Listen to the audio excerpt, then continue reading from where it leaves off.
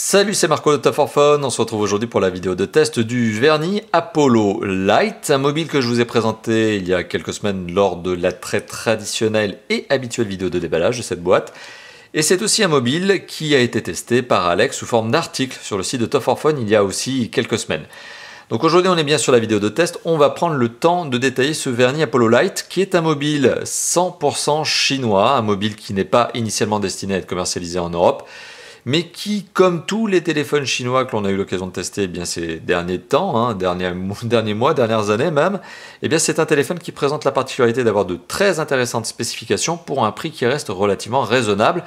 On est ici en face d'un mobile qui est vendu moins de 200 € hors taxe en septembre 2016, donc un prix très agressif, vous allez le voir, pour le niveau de performance et de spécifications au global qui sont donc proposés justement sur ce vernis Apollo Light, le vernis Apollo Light. Donc on va le détailler tout de suite sous forme tout simplement d'un tour du propriétaire. On va regarder ce à quoi ressemble ce téléphone.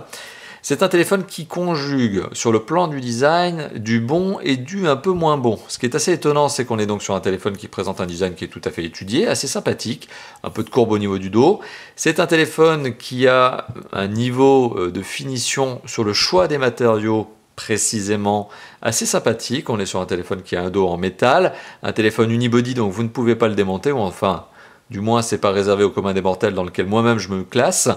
On a donc un téléphone avec une construction métal, avec sur la face avant une vitre qui elle est une Corning Gorilla 3, c'est ce qui est revendiqué par le constructeur, donc traité intérieur anti-casse, avec un effet 2,5D que l'on retrouve ici, qui est un effet, une sorte de courbe sur les bords de l'écran, ou de la dalle plus précisément, qui lui permettent d'être plus agréable à toucher.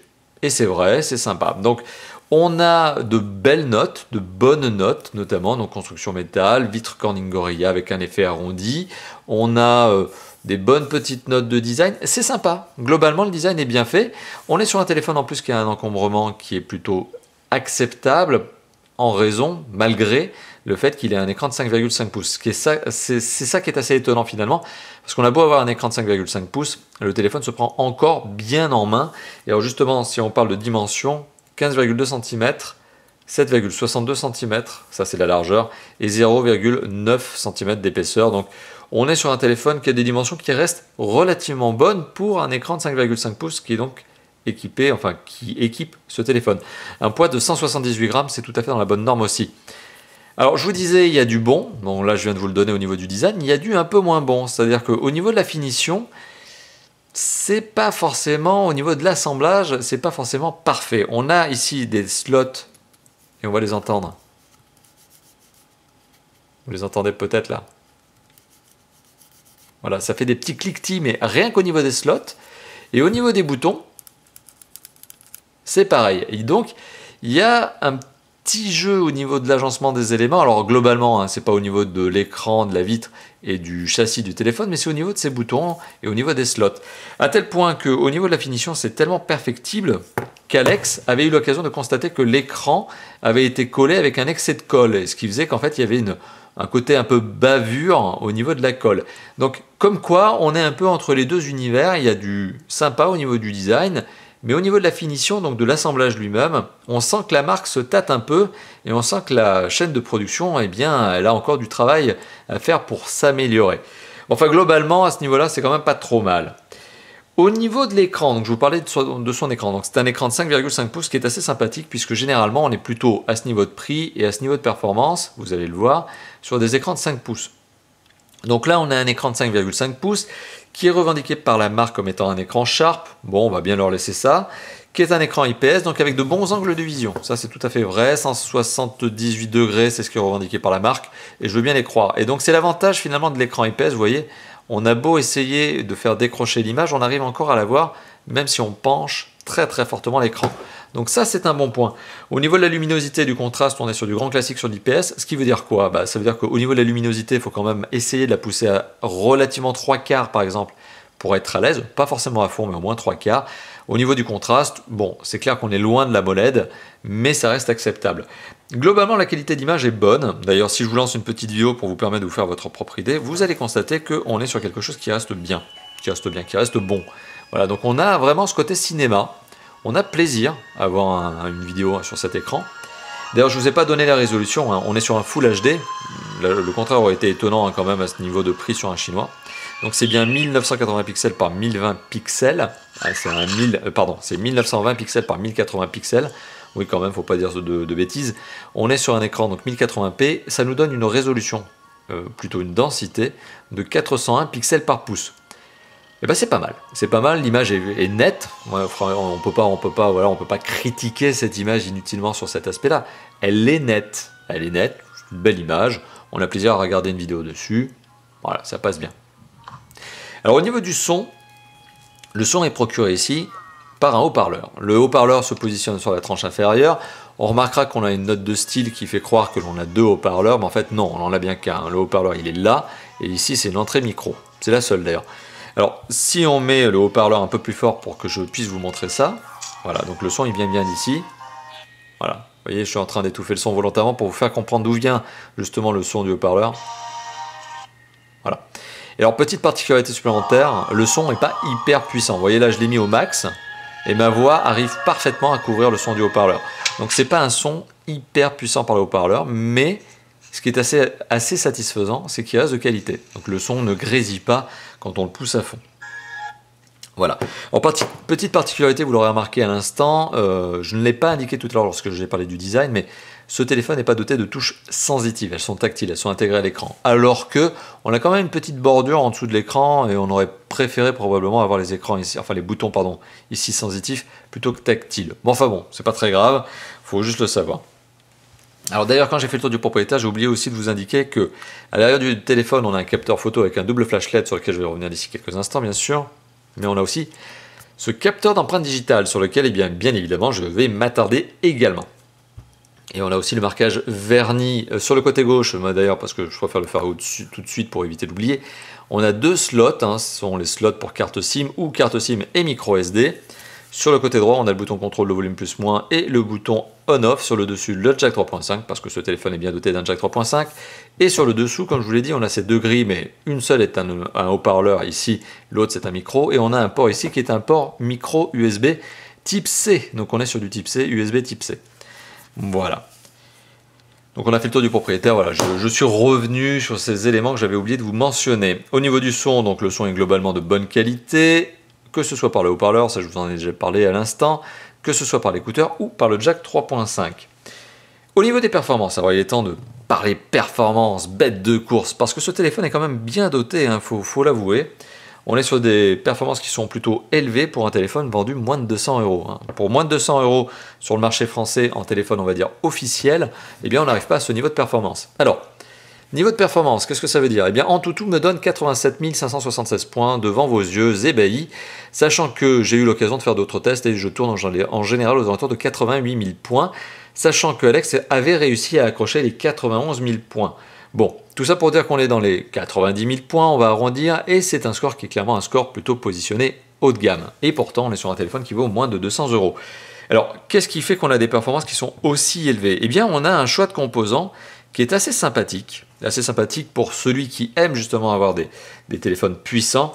On est sur un téléphone qui est un 10 cœurs Decacore, donc c'est un Mediatek Helio X20, et donc précisément le modèle, ça parlera aux connaisseurs, c'est un MT6797, c'est un processeur 64 bits, c'est un processeur donc qui a 10 cœurs, et les 10 cœurs ne sont pas cadencés à la même vitesse.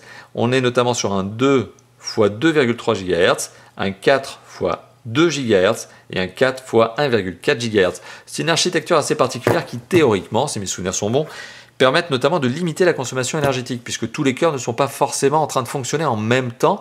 Ça dépend finalement de ce qu'on demande au téléphone de faire. Donc voilà, on a un téléphone qui est puissant, mais qui est aussi optimisé consommation énergétique. Et c'est pas faux, puisque finalement la consommation énergétique, je vous en parlerai tout à l'heure, au niveau de la batterie, au niveau de l'autonomie, eh ben on est pas mal. Au niveau du processeur graphique, on est sur un Mali T880, et au niveau de la mémoire vive, alors là, overdose, puisqu'on est à 4 Go de RAM. On voit 3,8 ici, mais enfin bon, c'est 4 Go de RAM. Et ben on est bien doté. Alors, on voit aussi la ROM. Alors la ROM de ce téléphone, eh bien, combien on a de ROM, combien on a d'espace de stockage interne dans ce téléphone? Eh bien, on a 32 Go de mémoire de stockage interne. Mais ce qu'il faut savoir, c'est que lorsque l'on allume le téléphone pour la première fois, les 32 Go, ils ont tendance à bien fondre, bien fondre comme neige au soleil.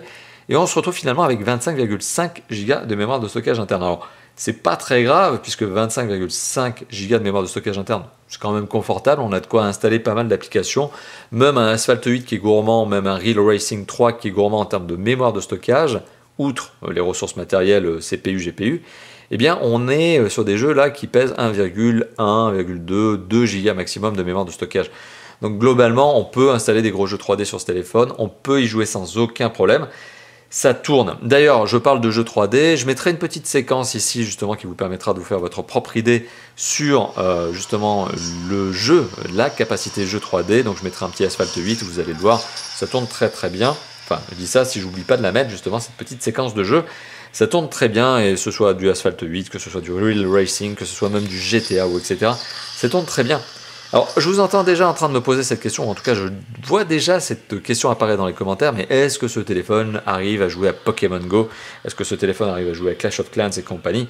Pokémon Go, justement. Alors, Pokémon Go, qu'est-ce qui est appréciable quand on joue à Pokémon Go? Eh bien, ce sont les capteurs. Et parallèlement justement à la connectivité sur laquelle je vais revenir, les capteurs, eh bien on a ce qu'il faut, puisqu'on a de la boussole, on a notamment du gyroscope, et on a d'autres capteurs, hein. On a du capteur de proximité, de luminosité, on a de l'accéléromètre, on a voilà, de la boussole, etc. Ça je voulais indiquer. Donc oui, rassurez-vous, on a les capteurs qui font eh bien, qui vont vous permettre de vous localiser et de vous rendre sur l'emplacement du Pokémon, mais deux, on a aussi le fameux capteur gyroscope qui vous permet d'utiliser de la réalité augmentée, ce qui est un peu fun quand on a envie de chasser le Pokémon. Voilà, donc globalement, on est sur un téléphone qui est adapté aux jeux 3D, adapté aux jeux réalité augmentée, adapté justement à la réalité virtuelle, à la VR. Bon, voilà, donc un téléphone qui permet de faire un certain nombre de choses. Bien sûr, en termes d'application, vous l'imaginez, si on fait du gros jeu 3D, on peut faire de la grosse application. Au niveau connectivité, alors difficile d'illustrer mon propos si ce n'est en rentrant dans le mode ingénieur, ce que je ne ferai pas cette fois-ci. On est sur un téléphone qui est bien doté. Le constructeur, et c'est vérifié notamment par Alex et notamment par mes soins, le constructeur revendique ici une connectivité 3G complète, puisqu'on a les deux fréquences nécessaires pour la France, 900 et 2100 MHz. À côté de ça, on a bien sûr, enfin je dis bien sûr, non, c'est rare chez un constructeur chinois, on a les connexions, on a les fréquences nécessaires pour la 4G. On est sur de la 4G LTE, donc c'est la meilleure des 4G à l'heure actuelle, et on a les fréquences B1, B3, B7, B20 qui sont nécessaires pour la France. La B20, elle est généralement rare à trouver chez les constructeurs chinois, et bien on l'a bien ici. Alors à côté de ça, bien sûr, on a du Wi-Fi, ABGN, Bluetooth 4.0, on a du AGPS, GLONASS, Beidou, donc en termes d'accroche satellite GPS, on est quand même pas mal. On a de la radio FM, on a un port jack 3.5, je vous l'ai montré tout à l'heure, un port USB type C, ça je vous l'ai montré, qui est aussi USB OTG, pour peu que vous ayez l'adaptateur USB type C, clé USB. On a deux emplacements pour carte SIM, sauf si vous voulez mettre une micro SD ou vous perdez un de deux emplacements, mais c'est bien un dual SIM standby. Parenthèse, on n'a pas sur ce téléphone de NFC, donc bon, ça peut être dommage pour certains d'entre vous, quoique moi personnellement, à titre d'utilisateur, je ne suis pas convaincu par l'usage de la NFC. Et l'infrarouge, bien sûr, est manquant aussi sur ce téléphone, puisque c'est généralement l'apanage des haut de gamme, ultra haut de gamme, et ça ne sert pas forcément à grand chose. Autre bon point quand même, et ça je voulais indiquer tout à l'heure lorsque je vous l'ai montré, on a le capteur d'empreinte digitale. Alors, ce capteur d'empreinte digitale, il faut dire, il est relativement rapide, plutôt efficace, donc il n'y a pas à se plaindre dessus. Voilà, donc vous voyez, j'ai posé mon doigt, ça a marché moins d'une seconde, c'est clair, on est dans l'ordre du 0,2, 0,3, 0,4, 0,5 secondes, c'est de la demi-seconde, donc j'appuie, hop, il y a une toute petite vibration pour dire que ça s'est bien passé, ou en tout cas que le téléphone a bien capté votre empreinte digitale. Après, si ça se passe bien ou pas, ça dépend de votre empreinte digitale, parce que là, je le déverrouille rapidement avec mon index, qui est l'index que j'ai donc configuré sur ce téléphone comme empreinte, mais si j'essaie de le déverrouiller avec un autre doigt, c'est pareil, on a le double vibration, qui veut dire non, ça ne marche pas. Je recommence. Voilà, vous l'avez peut-être entendu à la caméra au niveau du son, il y a cette double vibration qui veut dire non, c'est pas bon. Une vibration, c'est bon. Voilà, donc le capteur d'empreinte digitale est quand même un bon point de ce téléphone, puisqu'il se comporte bien. Il se comporte bien, il est réactif, il marche bien, pas de critique à faire dessus. Au niveau du système d'exploitation, les amateurs avisés l'auront reconnu. On est sur un système Android, le contraire aurait été étonnant, puisque quand on est sur un constructeur chinois qui essaie de tirer les prix vers le bas, il est clair qu'on ne va pas partir sur du Windows Mobile, donc on est sur du Android. Alors bon point, on est sur du Android 6.0. Alors ça je vous le montre ici, on est bien sur un Android qui est Marshmallow. Alors, clairement, n'espérez pas voir ce téléphone passer en Nougat, ça m'étonnerait vraiment que Verny fasse l'effort de vous apporter Nougat sur ce téléphone. On est donc sur 6.0 Android Marshmallow, ça marche très bien. Il n'y a pas la peine d'avoir mieux que ça, plus récent que ça marche très bien. Alors sur ce système d'exploitation, Verny, donc la marque, indique avoir mis une surcouche. Je vais être franc avec vous, elle n'existe pas. Cette surcouche là, franchement, vous pouvez la chercher autant que vous voulez, il n'y en a pas. Il y a quelques fonctionnalités, mais c'est des fonctionnalités Android qui sont assez standards et assez communes à un certain nombre de téléphones. Quand on va dans les paramètres, on trouve un certain nombre de choses, notamment le téléchargement turbo qui permet de jumeler non seulement la 3G, 4G et le Wi-Fi pour télécharger encore plus vite. Mais ça, c'est un truc que l'on a déjà retrouvé sur d'autres téléphones. Bon, il y a bien d'autres petites choses comme ça que l'on retrouve dans le mobile de façon assez clairsemée, assez éparse. Navigation bar, par exemple, qui vous permet de configurer la barre justement de touche tactile en bas et de choisir un petit peu l'organisation que vous voudriez avoir. Bon, ce ne sont pas des choses nouvelles, ce ne sont pas des choses étonnantes chez Android, on les a déjà retrouvées, ces choses. Et Verny est un petit peu prétentieux en indiquant qu'ils ont mis une surcouche. Franchement, la surcouche, mis à part du fond d'écran, il n'y en a pas. Hein. Les icônes ne sont pas retravaillées, bon, il y a peut-être un peu de sonnerie, bon ok, mais c'est pas de la surcouche, ça, c'est juste un petit peu d'arrangement cosmétique, ça change rien finalement à l'usage. Et c'est pas plus mal, parce que certains d'entre vous, moi aussi, eh bien, on aime bien parfois les systèmes d'exploitation sobres, neutres, qui n'en rajoutent pas 3 tonnes. Et ben, ici, c'est le cas. Hein. Franchement, on est sur le minimum du minimum, un Android 6.0 qui marche très bien, un Play Store qui vous permet de personnaliser finalement votre téléphone comme vous le souhaitez.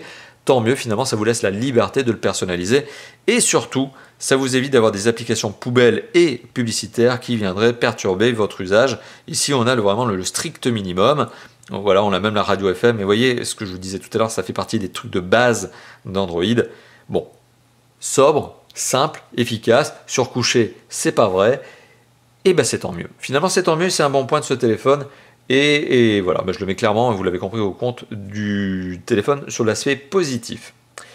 Alors au niveau des capteurs photo, parce que maintenant il est temps de passer à l'usage de ce téléphone et de vous dire finalement qu'est-ce qui permet de faire en photo et en autonomie. Voilà, c'est vraiment l'usage, hein, c'est la dernière partie en général que j'aborde, notamment au niveau des tests de Top for Phone. Alors, au niveau des capteurs photo, le capteur dorsal prend des photos qui sont correctes. C'est pas bluffant, mais le capteur a un bon autofocus qui se positionne bien, qui prend des photos rapidement, efficace, avec les modes photo de base Android. Cherchez pas, il n'y a pas d'innovation là-dessus, c'est vraiment l'application de base Android. Par contre, bon point sur ce capteur photo dorsal. Alors premièrement, c'est un capteur photo dorsal 16 mégapixels, donc si on aime bien avoir beaucoup de pixels pour retailler la photo et autres, bon, vous en avez là du pixel, 16 mégapixels. Le constructeur revendique que c'est un capteur Samsung, je ne m'engagerai pas là-dessus. Par contre, il y a bien des choses supplémentaires qui sont apportées dans ce mode photo, ou plutôt dans le mode vidéo. C'est que vous êtes capable de faire des vidéos 4K, donc ça c'est pas mal. Et en plus, vous êtes capable de faire des vidéos slow motion. Donc soit 4K, donc 4K à une belle résolution, soit à l'inverse du slow-mo, mais là vous aurez une résolution nettement moindre et vous serez en 120 fps, 120 images par seconde. Donc on est sur du quelque chose pas mal. D'ailleurs, bon sang, je me rends compte que je parle d'images par seconde, je ne vous ai pas montré tout à l'heure, comme quoi ce test est un petit peu décousu pour une fois, là je fais des allers-retours. Bien sûr, Epic Citadel, l'image est vraiment fluide. Alors là, oui, c'est clair. Là, je suis en train de passer du coq à l'âne. Généralement, je n'aborde pas ce point à ce moment de la vidéo. Mais bon, pour le coup, allez, on se permet un petit peu de va-et-vient dans le test. On ne suit pas le processus habituel, la méthodologie habituelle. Soyons fous, changeons. Et donc l'image, vous l'avez vu, elle est belle, je vous l'ai montré tout à l'heure, mais en plus elle est fluide. Elle est fluide parce que là, on a des performances quand même. Le téléphone, il est en balance des perfs. Donc on a un téléphone qui est ici capable d'afficher en mode haute qualité graphique, hein, ultra haute qualité graphique, c'est le mode le plus gourmand en termes de ressources. Eh bien, on a un téléphone qui est capable d'afficher jusqu'à 53,8 images par seconde en moyenne. Et bien, comme quoi, on est sur une image fluide. C'est clairement un téléphone qui mise sur ses performances, outre le design, outre le bel écran. Voilà, c'est aussi eh bien, ce côté fluidité d'image, ce côté jeu 3D qui n'aura aucun problème. Allez, vous pouvez y aller, vous pouvez jouer à du GTA, ça marche, pas de souci. Voilà, donc ça, c'était le petit côté que je voulais vous représenter, enfin cette petite parenthèse que je voulais faire. Au niveau du capteur photo frontal, pour y revenir finalement, parce qu'on parlait photo quand même. Alors au niveau du capteur photo frontal, on est sur un capteur qui est un petit peu plus raisonnable, mais qui reste adapté, puisque finalement, rien de très étonnant. On est sur un 5 mégapixels, coucou la caméra, et un 5 mégapixels qui a un autofocus, qui marche bien, c'est efficace, ça tourne. Bon, pas de problème, voilà, quoi. Donc c'est un capteur photo qui est acceptable pour un capteur photo frontal, c'est un capteur photo selfie. Ça aurait été un dorsal, j'aurais été très critique et j'aurais allumé le téléphone sur ce point-là, mais comme c'est un 5 mégapixels frontal, il est fait pour faire des selfies. Effectivement, ça manque de piqué, ça manque de netteté pour les vrais amateurs, mais c'est de la photo qui va vous permettre de vous faire beau sur les réseaux sociaux. C'est de la photo qui va vous faire marrer, c'est de la photo qui va faire marrer vos potes et vos amis et vos copines, etc. Donc, pas besoin d'en faire plus, c'est un capteur photo de 5 mégapixels qui marche bien. Et il est temps d'arriver à la batterie. Alors la batterie et donc l'autonomie. La batterie de ce téléphone, c'est une 3180 mAh. C'est tout à fait correct pour un téléphone de cette catégorie avec, on va dire, cette taille d'écran, ce niveau de performance. En dessous de 3000 mAh, ça aurait été une bêtise. Donc on est à près de 3200, c'est normal, c'est bien, c'est une bonne idée, c'est un bon point du constructeur. C'est une batterie par contre qui, vous l'avez compris, ne peut pas être retirée puisqu'elle est figée dans le téléphone qui est un unibody. Donc pour retirer la batterie, il faut démonter le téléphone et clairement, je pense que démonter un téléphone comme ça, il n'est pas prévu pour, quoi. Vous allez éclater l'écran, vous allez éclater le châssis. Bon, changer une batterie sur un téléphone de cette catégorie-là, clairement en général, ça revient à le mettre à la poubelle parce que vous allez vous galérer, vous allez tordre des trucs, vous allez péter des trucs. Bon, c'est pas fait pour. C'est clairement pas fait pour. Donc, par contre, le bon point, c'est quand même l'autonomie. Alors, Alex, quand il a testé ce téléphone, il a mis dans son article qu'il avait été relativement bluffé par l'autonomie du téléphone qui était indiquée par le téléphone lui-même. C'est-à-dire que la consommation énergétique pour une heure de vidéo était très très faible. C'est-à-dire que le téléphone lui a dit avoir consommé moins de 10%, même moins de 5% de batterie.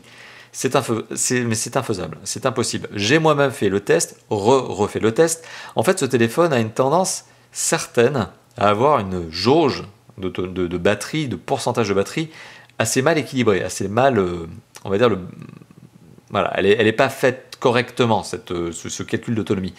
Donc maintenant, moi ce que je peux vous dire, c'est qu'une heure de vidéo, c'est à peu près, dans la réalité des choses, 20% de batterie qui sont consommées.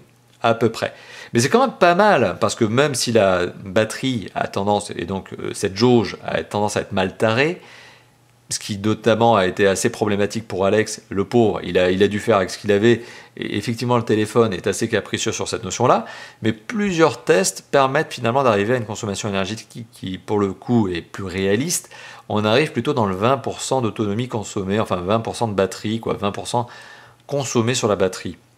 Et c'est pas mal clairement, puisque c'est un téléphone qui arrivera à dépasser la journée avant d'être chargé. Et pourquoi il arrive à avoir une si bonne autonomie? Parce qu'on est quand même sur un écran qui est plutôt grand, donc qui théoriquement est plutôt énergivore. Alors la technologie qui est employée est revendiquée comme une technologie Sharp IGZO. C'est IGZO. Alors c'est une technologie spéciale Sharp qui permet d'optimiser, je vais arriver, la consommation énergétique. Bon, ok, d'accord, je veux bien le croire, puisque visiblement c'est le cas. En plus, le processeur, comme je vous l'ai dit tout à l'heure, a tendance à ne pas activer tous les cœurs à tous les moments pour des choses qui ne sont pas forcément utiles. C'est-à-dire que les 10 cœurs vont être activés quand vous faites du jeu 3D, mais quand vous regardez la vidéo, il n'y a pas besoin de balancer les 10 cœurs.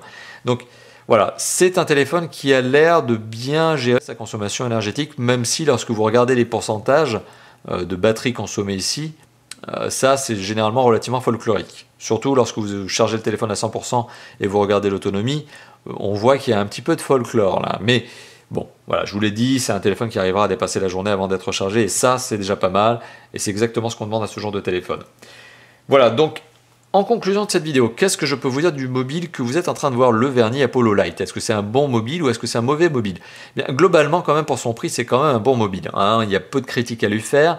Et la critique fondamentale que j'ai moi-même à poser sur ce téléphone, c'est quand même son degré de finition. Parce que même s'il y a des beaux matériaux, même s'il est bien pensé, même s'il est bien designé finalement, il y a quand même des problèmes de finition. Hein. Alex a eu des problèmes de colle qui avait fait des bavures sur l'écran. Moi, j'ai des problèmes de boutons et de slots qui font des cliquetis parce qu'il y a un peu de jeu. Bon, le téléphone se prend quand même bien en main, mais on voit quand même que la marque est encore jeune, que la chaîne de production qui a produit le mobile, bon, elle a encore des petites améliorations à avoir. Hein. C'est-à-dire que les ouvriers qui sont derrière, les outils qui sont utilisés sont peut-être pas les meilleurs. Hein. Bon, voilà. Mais bon, ça c'est une parenthèse. Parce que pour le reste, pour ce niveau de prix, on est quand même bien doté. On a un écran qui est quand même bien sympa, que ce soit un Sharp ou pas, mais c'est un bon IPS. On a un très très bon niveau de performance, on a des bonnes connectivités, on a un système d'exploitation qui est un Android stock, et finalement ici c'est un bon point. Voilà, globalement, on est sur un téléphone qui en propose, et qui en propose bien pour son argent, et ça, personnellement, j'aime bien. Voilà, chez Top 4 Phone, on aime bien les bons rapports qualité-prix, les bons rapports performance plutôt prix, parce que qualité, longévité, sur ce genre de téléphone chinois, en général, on ne peut pas trop s'engager. Est-ce que ce téléphone atteindra l'année avant d'être tombé en panne? Est-ce qu'il arrivera à 2 ans? Ça, on ne peut vraiment pas s'engager, parce que les téléphones chinois nous ont donné des vraies surprises au niveau de la longévité. Donc, sur cet aspect-là, on ne s'engagera jamais chez Top 4 Phone. Vraiment, on ne peut pas s'engager, parce que c'est tellement aléatoire. Mais globalement, sur tous les autres points, on est sur un téléphone qui en donne pour son argent. Alors, si la durée de vie dépasse l'année, bon, on peut considérer que vous êtes gagnant. Si vous êtes à 6 mois, malheureusement, là, oui, ça commence à devenir un peu dommage. Mais bon, voilà, bon. Et après, charge à vous de l'envoyer chez le réparateur, enfin chez le réparateur, chez le vendeur, qui se trouve à l'autre bout du monde, si jamais vous tombez en panne. Et à faire travailler la garantie, mais ça c'est une parenthèse et c'est un autre débat. Bon. Globalement, vous l'avez compris, c'est un avis positif sur un téléphone qui vaut moins de 200 € hors taxe. C'est un téléphone 100% chinois, mais qui malgré tout reste parfaitement adaptable, adapté à un usage français et plus largement européen. Et du coup, oui, on peut vous le recommander à l'achat. D'ailleurs, achat, si vous cherchez à acheter ce téléphone, s'il vous intéresse, vous retrouverez un lien dans la description de cette vidéo, ainsi qu'un lien en annotation sur la vidéo pendant toute sa durée. Ces liens vous permettent tout simplement d'arriver sur une boutique, celle de Gearbest, qui est un partenaire visiblement de Verny. Verny et Gearbest apparemment ont l'air de bien s'entendre. Je ne sais pas quel est leur lien entre les deux, est-ce qu'il y a des liens capitalistiques, mais en tout cas les deux marques ont l'air de vraiment bien s'entendre. Et si jamais vous cherchez justement à acheter ce téléphone, allez tout simplement sur Gearbest, parce qu'ils ont tendance, pour le Verny Apollo Lite, pour d'autres mobiles je ne dis pas, mais pour le Verny Apollo Lite, ils ont tendance visiblement à proposer les meilleurs prix. Voilà, donc merci d'avoir visionné cette vidéo. Si cette vidéo de test vous a plu, tout simplement vous savez quoi faire. Hein. Vous lâchez le petit like qui fait bien plaisir, qui veut me montrer, qui me prouve, pardon, que vous avez aimé cette vidéo, que vous avez aimé mon test. Vous pouvez bien sûr partager cette vidéo, vous pouvez aussi commenter la vidéo. Hein. Faites-moi plaisir, lâchez-vous dans la zone de commentaires, dites-moi ce que vous pensez de ce test, dites-moi ce que vous pensez du mobile, etc. comme d'habitude. Et puis bien sûr, vous pouvez aussi vous abonner à notre chaîne YouTube. On est en septembre 2016 lorsque je fais cette vidéo. On a dépassé les 93 000 abonnés, on est bientôt aux 100 000 abonnés, et comme vous le savez, peut-être, je vais bientôt lancer un jeu pour les 100 000 abonnés, justement, un jeu concours qui va vous permettre de gagner des mobile, forcément. Voilà, merci d'avoir visionné cette vidéo. Encore une fois de plus, je me répète, je radote, je deviens vieux. Et je vous dis à très bientôt pour d'autres tests, d'autres vidéos d'interview, de présentation, de déballage. Enfin bon, voilà, plein de vidéos comme d'habitude chez Top 4 Phone. On se laisse là quand même, il faut arrêter. Allez, on arrête là. Oh, on arrête. Allez, bientôt. Ciao. Pouce bleu.